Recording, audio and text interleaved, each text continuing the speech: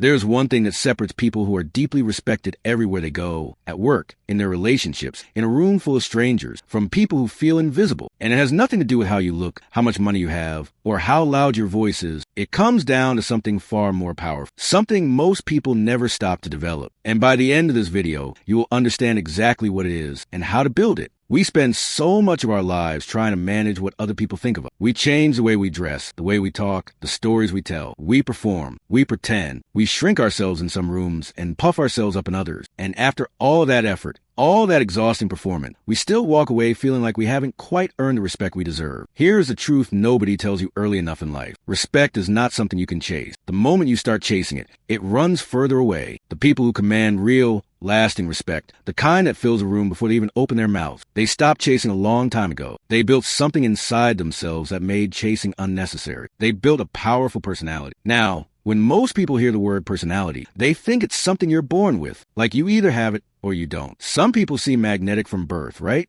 They walk in, everyone turns. They speak, everyone listens. And then there are others who spend years feeling overlooked, talented, kind, hardworking people who somehow keep getting passed by. If that has ever felt like your story, I want you to hear this clearly. Personality is not a gift. It is a practice. It is built piece by piece through the choices you make every single day. The first piece is confidence, and not the kind that comes from applause or approval. Those are borrowed. Real confidence is something quieter. It is the voice inside you that stays steady even when the world around you is shaking. It's not about believing you are the best in the room. It's about believing you belong in the room. That shift from needing to prove yourself to simply knowing yourself changes everything about the way you carry yourself. People feel that. You cannot fake it and you cannot buy it. You grow it. And you grow it through doing hard things. Not because hard things are fun, but because every time you face something uncomfortable, a difficult conversation, a new challenge, a moment where you could have backed down but didn't, you deposit something into your internal account. Courage compound. Every time you push through, you wake up the next morning a little more sure of who you are. But confidence without discipline is just noise. This is where most people fall apart. They want the reward of a powerful personality without doing the quiet,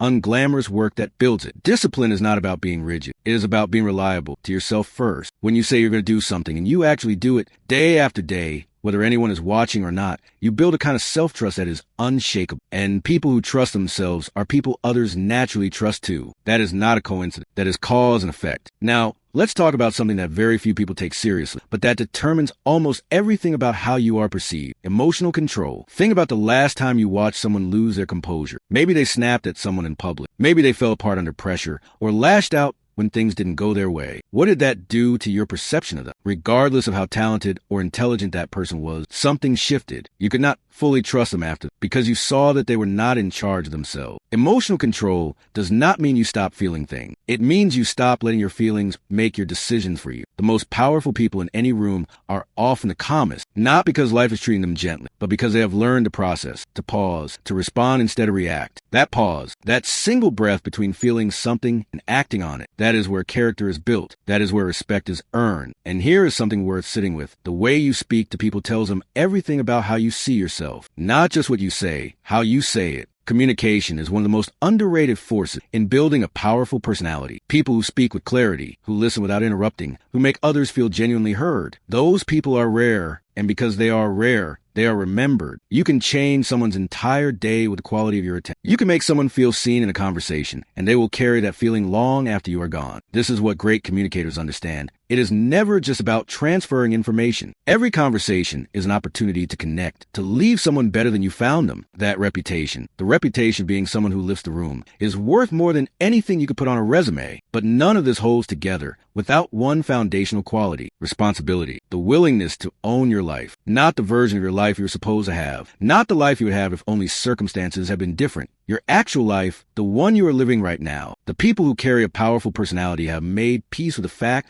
that they are the authors of their own story, not the editors, not the bystanders, the authors. That means when something goes wrong, you do not spend your energy looking for someone to blame. You ask what you can do. When you fall short, you do not drown in excuses. You look honestly at what happened. You take what the lesson is, and you move forward. That kind of accountability is not easy. In a world full of people pointing fingers, choosing ownership feels almost countercultural, but it is one of the most powerful powerful decisions you will ever make. Because when you stop giving away your power, when you stop handing your peace to circumstances and other people's behavior, you become someone who cannot easily be shaken. And people gravitate toward that, not because they're trying to leech off your stability, but because being near someone who is grounded reminds them that they can be grounded too. Here is what all of this comes back to in the end. Developing a powerful personality is not about becoming someone else. It is about becoming more completely yourself. The most confident, disciplined, emotionally strong version of who you already are, underneath all the self-doubt and the noise. That person exists. They are not some future version of you waiting at the finish line. They are built in the ordinary moment, in the way you handle Monday morning, in the conversation you choose to have instead of avoid, in the standard you hold yourself to when no one is grading you. Every single day, you are either building that person or drifting away from them. There is no standing still. So the question is not whether you want a powerful personality. The question is whether you are willing to make the small, consistent,